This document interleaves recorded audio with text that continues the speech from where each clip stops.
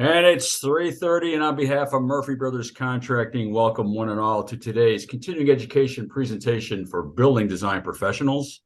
We have a lot to cover in our brief time together, so let's get started. First up, our bonus 15 minutes with presentation. Great information to help you succeed in your business. However, you're not going to get AIA points or a certificate for this one, but hang on. Before we begin, just a reminder, you're all on mute. There will be a brief Q&A session immediately following the 15 minutes with presentation. Add your questions into the Zoom chat box, and my webinar sidekick, Ron Kamen, will present the questions on your behalf. Join me as we follow the easy step-by-step process to putting together a geothermal system for new construction or retrofit. I did say retrofit, residential or commercial. Installations with our presenter, Daniel Singer, the CEO and president of Robeson, founded in 1921. Robeson has earned the reputation of being Westchester's, Putnam, and Dutchess County's premier full-service home comfort company. They started in coal, switched to oil and gas, and are now providing cutting-edge clean energy options for their clients. So Dan, tell me, geothermal installs, can it be that easy? Sorry, I had trouble getting off of mute here. In a word, yes, but I think I'm gonna, if you indulge me, I'm gonna take more than one word to tell you about it. So I'm going to share my screen, talk to you a little bit about geothermal. I know that's not the primary topic of today's meeting, but we figured we'd share some easy steps with you, kind of what Robeson's doing, and a little bit more about Robeson. And I apologize. I'm just taking a second for this to come up in my screen sharing. There it goes. Can everybody see my screen? Yes, we can. Okay, great. Thank you. So exactly the question that Michael was asking, is it that easy? And we've kind of laid out some very simple, straightforward steps for people to whether or not it's retrofitting to existing homes, home expansions, or whether or not it's for new construction, real simple steps to help people electrify and decarbonize their homes. Just by a quick way of background, as Michael was alluding, our company's been around since 1921. My grandfather and great-grandfather were delivering coal down chutes and delivering blocks of ice to help people stay warm and cool.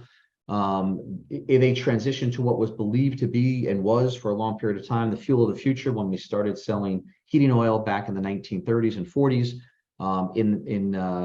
Personally, I joined the business in around 1996 after spending 8 years at PepsiCo after graduating college. And then once we started, my brother and I here in the late 90s really started diversifying away from just oil as the world was looking for different solutions to keep people warm and in effect also cool in the summertime. So we started selling electricity, and soon after we started selling electricity in the deregulated marketplace, we added a green component to it by purchasing renewable energy credits and making sure that we were funding clean hydro sources of electricity. Same thing with natural gas. When natural gas was a cleaner fuel than heating oil, we were doing that. We introduced biofuels over the course of the last several years, and now every Robeson customer that still uses liquid fuel to heat their homes it's blended with 20% clean, domestically produced soy-based biofuels, all, again, to at least incrementally help those that are not in a position to electrify their homes quite yet, to reduce their carbon footprint. For those that aren't familiar with Robeson, we're really proud to be honored as the Best of Westchester, third year in a row. We've been selected as Best of Westchester as a home services company. We're in the Hall of Fame by the Business Council of Westchester for family-owned businesses. We've got the Green Business Partnership certification from the Green Business Council. And the list kind of goes on and on, but we've been part of the fabric of the community here for over 100 years, and we'll do whatever we can and whatever the technology is to help people stay warm and comfortable in their homes in as environmentally friendly a way as possible. So real quickly, two different types of heat pumps that are the talk of the town, so to speak, these days: air source and ground source. We'll be spending a lot more time in the presentation after I'm done talking about air source. Let's go. Basically, how does a heat pump work? It's transferring heat. Heat pumps transfer heat from one place to another, either from the air or from other sources of consistent temperature. Air source heat pumps moves heat between the air inside the home and the air outside the home, taking advantage of those differences in temperature. While a ground source heat pump, commonly referred to as geothermal, transfers heat between the air that's inside the home and then through a ground loop and taking advantage of the constant temperature that exists below the surface of the earth. I'm not going to spend a ton of time on this, just I left one slide in here, just talking the basics about how an air source heat pump works.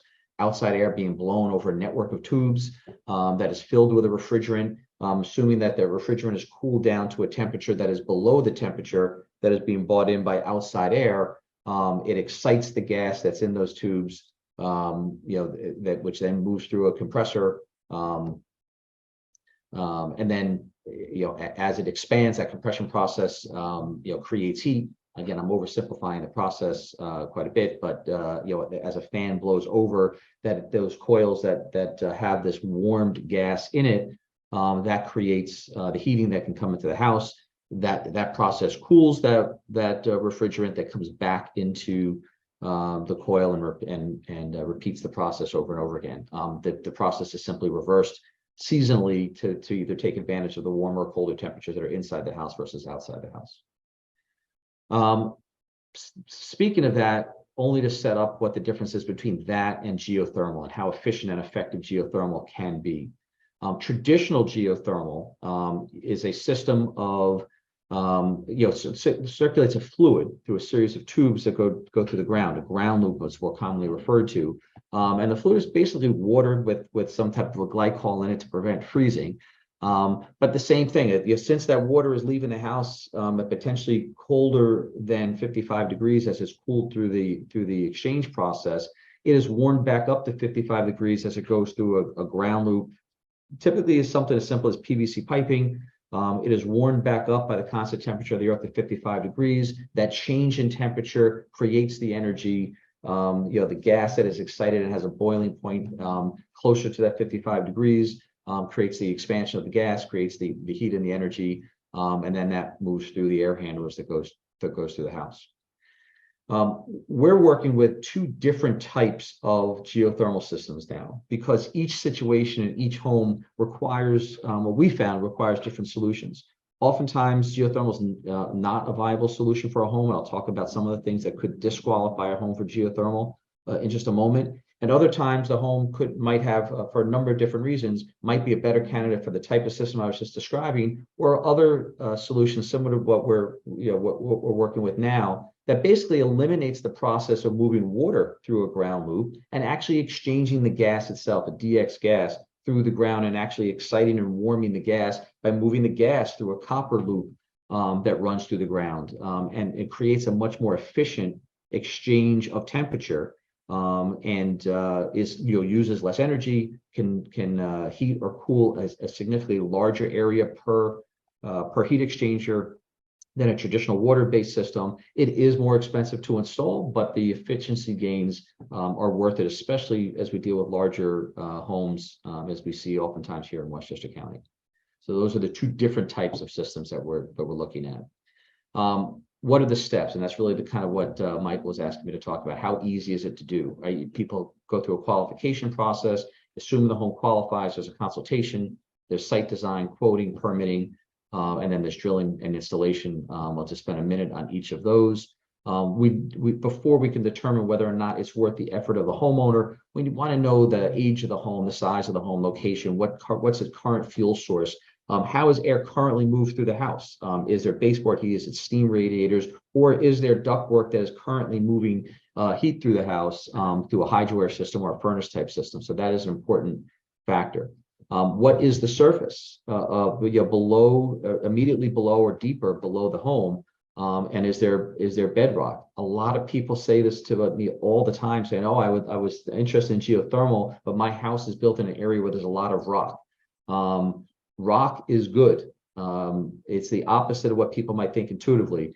Incrementally more difficult to drill into, but proper drilling equipment can really penetrate virtually anything that this topography around here is going to throw at it. And rock is a much better conductor of heat than traditional soil or certainly groundwater. So we really want to make sure that we're staying above any aquifers or well water, but we can go as little as 75 feet deep, even shallower if we do some horizontal drilling, and bedrock is a good thing. We do want to make sure we're staying away from the well water and that kind of stuff. We want to stay away from septic fields and things like that. So we'll gather that kind of data in order to see whether or not someone is a good candidate for geothermal. More homes than people think are very strong candidates for geothermal. Oh, my mouse is a little itchy here. So once someone qualifies, we go through a consultation. It can be done in person or virtual. Oftentimes people prefer virtual. Schedules accommodate virtual better. People can even do it from their office, but it's a great opportunity to educate the homeowner on the different aspects of it, including the rebate regimen and the tax credits that are available. Make sure they're knowledgeable what the product is. Make sure we understand what they currently have, and then we discover. We can basically put together an outline of a proposal just from that consultation and see whether or not it's going to make sense for the homeowner. Again, assuming the information that they're giving us is all confirmed. Once we get that information, we can actually do a design, as I was just saying, present the different options to the homeowner, describe ancillary work that might be needed to be done, including how to address hot water issues, whether or not it's possible to use a heat pump to create the hot water for the home, or whether or not they would just use electric for hot water if they're looking to abandon and decommission their fossil fuel use altogether. What other ancillary work is needed, like enhancing duct work and things like that, and any other modifications that might be needed. So, a full comprehensive design of what fits the home is done, and potentially in consultation with architects if it's part of an expansion of the home or an extension. Then we do a final quote. Don't pay attention to the numbers that are on this page. This is kind of stale and is referencing some old regimens around incentives. I'll get to the current incentives in just a minute, but it'll be a comprehensive proposal that talks about what the total list price of the improvement would be, including different options that they have, and then how are they paying for it? Are they financing it? Or are they paying cash? Are they are they using an air source heat pump to augment their systems where the geothermal doesn't reach? That could qualify for some additional incentives from Con Edison. Then there's the various incentives from Con Edison. Con Edison is currently paying $20,000 towards an upgrade, regardless of the number of systems that someone has. And I'll talk about that in just a minute. Sometimes Con Edison has at different points in time expanded those incentives in areas that are constrained and don't have the ability to add to expand natural gas. And again, all of this is outlined for the customer, bringing it down to what a net cost would be to the customer, then presenting financing to the customer. And as you can see here, this would be a one zone home, a home that could be anywhere upwards of 2,500, 2,400 square feet. Of course, other homes in Westchester are going to be larger and might need two ground loops. It's not double this price, but it is going to be some factor of this price. But you can see in this case, this person would pay, with financing, about $187 a month, which might be half of what they're currently paying Robeson for their oil bill a month on a level payment plan, given the volatility that we've seen in oil prices over the last several years. Electricity prices could go up over time. They might be using more electricity, but the net savings, and there's all different calculators that we can share with the homeowner, which show how the net savings, especially something that's financed over 10 or 15 years, really makes sense for the customer. Again, I said this is stale. This is a 10-year at 3.99. Unfortunately, that's not available to us anymore, but there is still some very compelling numbers, even a 15-year paper. Permitting is a bit of a hassle. We take care of all of that, though. There's 44 different municipalities with different regimens throughout Westchester County. Each one is a little bit unique, has different thresholds for this. But again, we, along with our partners that we work with on the drilling side, handle all of this for the homeowner. We do require some of their assistance along the way to get it expedited, but there's one all-inclusive fee that takes care of permitting. And then we drill. This is an example of some of the newer drilling equipment, not much bigger than a pickup truck, that if there's this much room on the side of the house, we can get a rig in there. And a lot of people in the past are used to seeing these giant rigs that look like they're drilling for oil in the south of Texas. That's not what's required anymore. And there's some really neat equipment out there that makes this very doable. Obviously, there's some seasonal factors too. You're not going to want to do this while in the dead of winter, But we have a good 8 months a year in this area that we can be getting drilling done and get the systems up and running. Some of the economics that people should be considering is not just the rebates, which currently Con Edison's offering a $20,000 rebate, as I mentioned before. There's a 30% of the cost of the job federal tax rebate, and a lot more coming to the Inflation Reduction Act, which has not, which the amount of money has been set aside for incentives to decarbonize homes and to get rid of fossil fuels. A lot of that hasn't been disseminated yet in terms of what the program is going to look like. We are expecting more clarity on this as soon as July. New York State also has some tax credits available that maxes at $5,000. So those are real money that goes towards the cost of the job. At the end of the day, if we're looking at designing people's homes and helping them, with design of their homes and the kind of the checkbooks out and the walls are open, this is a time to be thinking about it, because a few years from now, it might be 2, it might be 5, it might be 10 or more, but at some point, the homes are going to need to get rid of their fossil fuel. And if they're going to have to do it at some point, when they have to do it, there's not going to be incentive money available to them. So if they're looking at doing work on their home now might be a good time to take advantage of the money that government and utility agencies are sharing with people now. If in fact people are committed to electrification, yes, there's more investment to be made on to do a geothermal job. But it is significantly more efficient than the air source heat pump. And I know we're going to be spending a lot more time today talking about air source heat pump, which is a less intrusive process, much less intrusive process, and can be very efficient. But the ground source heat pump can really run through it doesn't care what the outside temperature is. And where air source heat pumps might start struggling at temperatures below 40 degrees, the ground source heat pump doesn't care, and it will continue to produce the same type of heat regardless of what's going on outside. And in the coldest of temperatures, when the electricity prices could be spiking at their most, the ground source heat pump is not going to need any augmentation by electric resistance heating or anything else, and it's going to be able to continue to churn out heat, making it significantly more efficient than other heat pumps. I love installing air source heat pumps too. We install a lot more of them than we do geothermal, but it is something to consider as people are making this kind of investment. I see I'm running a little long on time, so I'm not going to take up too much time, but there's also a lot of things that homeowners look at that are the softer parts of this too, which people like, because it gets rid of ugly baseboard and the outdoor equipment that's required for an air conditioning system or even for an air source heat pump goes away, because the ground source heat pump has everything inside the house or under the ground, and no longer you have the outside noisy and unsightly condensing unit that people are used to seeing along the side of their houses. We do need to make sure that the ductwork has the capacity to move this, and if not, there is, we could install the ductwork, but that does increase the cost of the installation significantly. We need to, we talked a little bit about this earlier, but we need to make sure that the drill locations exist and are accessible. We have 2 different partners for this, as I was saying, depending on the technology that we're using. We're really proud to be partnered with Dandelion, who's the largest company that does this type of work in the area, and Geothermal Works, which is a local Westchester-based company that specializes in the DX gas type of installs. They've been doing this stuff for over 20 years, which is like a dinosaur in the geothermal world in the area. So, and they're a locally based company that we really enjoyed working with. Other companies like that. We've been around here for 100 years. They've been around here for also a multi-generational business and based in Westchester. So we partner with really what we have found to be the 2 best at these 2 different types of technologies.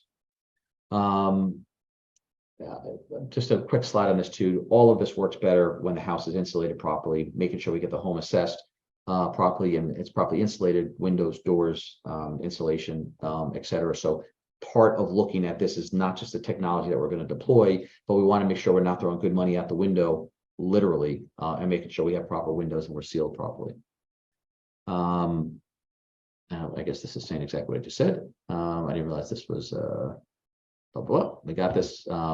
We do all this type of testing too. Humidity levels in the house is also a critical element of making sure that people can stay warm and comfortable, because you could heat the home to the right temperature, but if your humidity is too low, people are still going to feel cold through the evaporative process of sweating that evaporates. Keeping the air at the proper humidity level between 30 and 50 is critically important to make sure people are feeling warm in their home.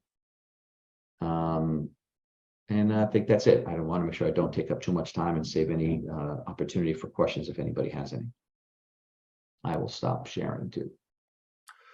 Great, Dan. Thank you so much. Yes, there are some questions, and here we go. First, do you work on Eastern Long Island, or can you recommend somebody who does? We do not. So we're Westchester, Putnam, Fairfield County areas. Dandelion does have a footprint out in Long Island. I don't know anybody that's. There are people that are doing the DX gas systems out Long Island. I can't give you a direct reference for them other than what I would find on Google. You can find the same thing. But our partners at Dandelion do have a warehouse and an operation based out of Long Island, where that'd probably be the best place to start. Excellent. How well do the sites work when you're near a watercourse, a lake, or the ocean? So, great question. There's actually a lot of new projects that are coming online now that I've seen that are actually not even using a ground loop, right? Water that's underground. I hope this is responsive to your question. Water that's underground benefits from the same thermal dynamics that the earth does, that the ground loop would benefit from. So there's some systems that are literally taking the cooled water in the house, dumping it into the ground into an aquifer, and then just pulling up fresh water from the aquifer and running that through the heat exchanger. And that works just as well from what I've heard. We're not doing that up here. We haven't run into that issue up here. But being close to the ocean and being near sand is not a hindrance. It's just a question of whether or not you've got enough space to get your ground loop into the ground without hitting water. All the work that we're doing is closed loop systems. I hope that was responsive to the question. Yeah, no, it's great, and yep, because water is a better conductor than almost anything else, right? And actually, if you had a pond or a lake that you owned and can run some coils in, that's the least expensive way of doing geothermal, and also very effective. All right, Yeah. is there a size of the home that you consider too small for your type of system? No, in a word, no. Each ground loop in a water-based system could replace about 5 tons of cooling and heating, or roughly about 2,000 square feet. So your cost is going to be the same for a 1,200 square foot home as a 2,000 or 2,400 square foot home, because you're going to need one ground loop. But it's not too small. It's just a question of whether or not your cost per square foot of conditioning is going to add up for you. And, as you start thinking about from a pure math equation, not an environmental equation, but a pure math equation of how much you're using to heat the home using natural gas or heating oil, you might be using less to heat that space, whereas your cost of the geothermal system is going to be similar, whether or not it's like I said, a 1,200 square foot home or a 2,000 square foot home. Excellent. So, do any of your manufacturers or others that you know make a geothermal unit with a split ductless heat pump system for multiple interior locations? So Dandelion is working on that right now. And as of about 6 months ago, so I just want to let you know how fresh this is. As of 6 months ago, the only ones they had installed were in their own employees' homes. They have now done about 20 in customers' homes and are now going back to those that they had looked at 2 or 3 years ago that they disqualified and reproposed to do it with split ductless systems and addressing issues that way.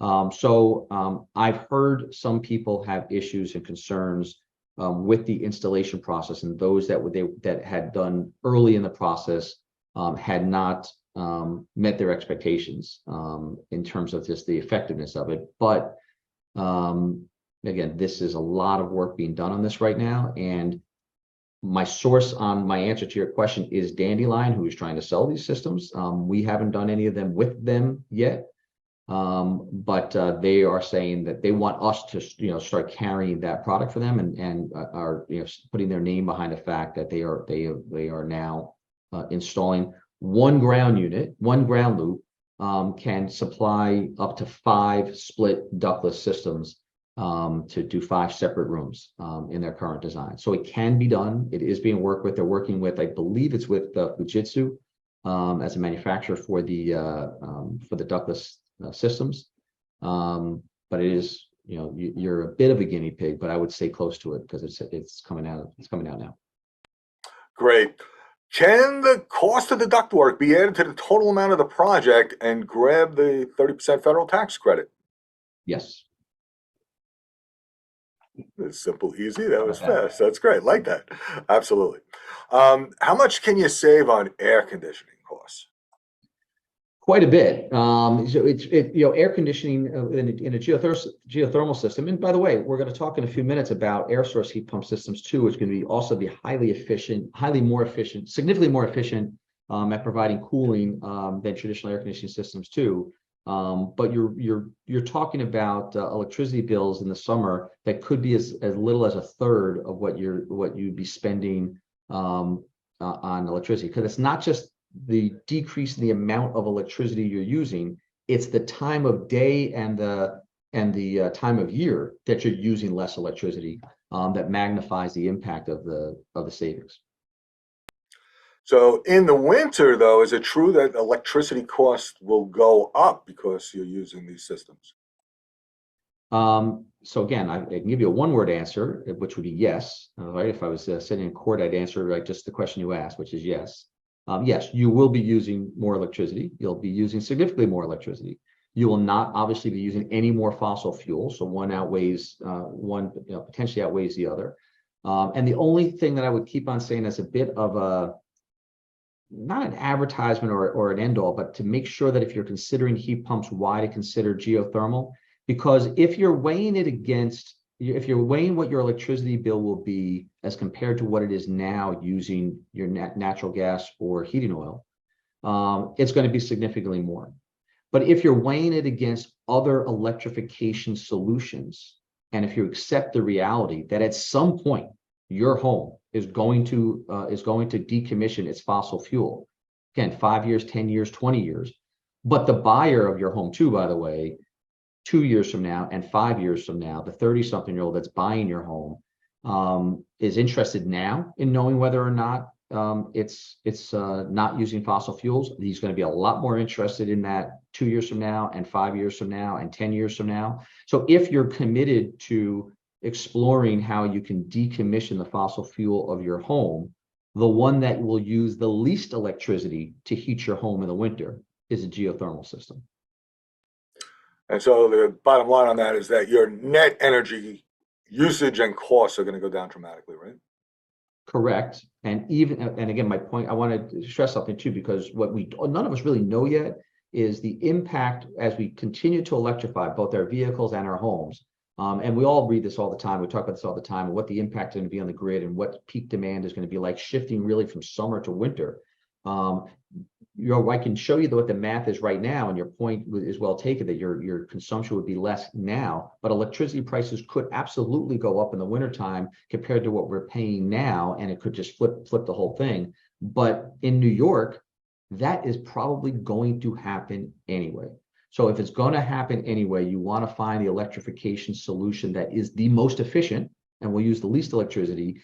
And you probably want to consider doing it now when they're paying you to do it, rather than just making the conventional fossil fuel just more expensive and kind of forcing you to do it after the incentives have dried up. Well, very excellent points. And obviously, too, if you integrate solar, then you get a fixed price energy source helping supply that electricity for your heating, cooling, electricity, and your transportation potentially. Do you ever use solar and batteries for the electric offset in the winter or year-round? So very different question, obviously, but yeah, it's a great solution. Every area, even varying by utility, is different on whether or not you can do net metering. So whether or not you're supplying that electricity directly to your house, or whether or not you're going to. I see Michael kind of giving me a cue. Is that am I getting the hook? Getting there. One more question. Hurry up.